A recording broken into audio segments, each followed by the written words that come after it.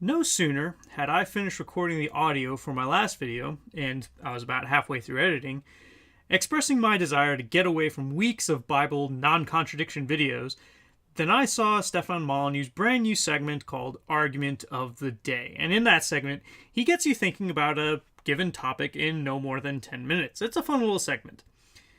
Now, the argument he picked that first time was just perfect for me to whip up a quick response to. It's the perfect excuse to do some good old-fashioned philosophy, and it was an epistemological question he raised.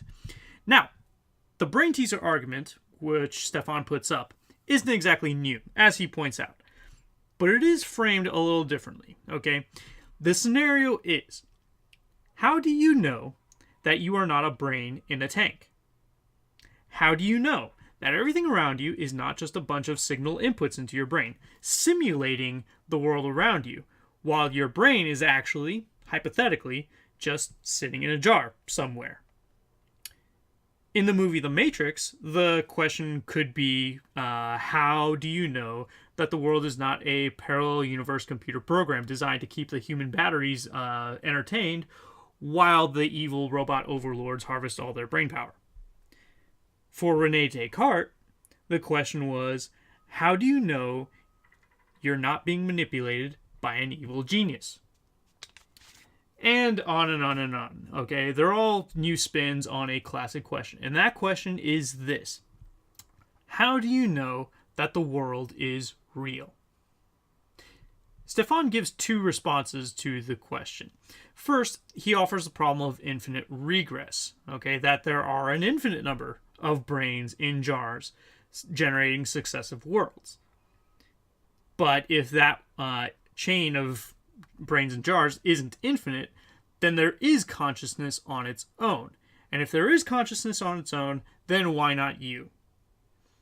That's just a sketch of his first response. There's a lot more to it. Go check out his video. His second response is about verifiability. It goes something like, nobody can verify your thoughts but you, and people can verify your actions in the conscious world, and so it is reasonable to say that the conscious world is real. Okay, that's cool. Those are his responses. Again, go check out his video, see what he says about it. Now, here's my response. How do I know that the world is real? Well, I don't. I could be one of those brains in those successive world-creating jars.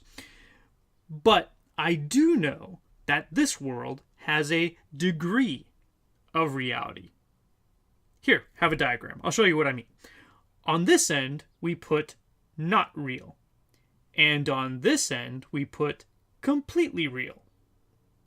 Now, let's give our question as much benefit as we can and say that this world which we see and experience is not as real as it seems.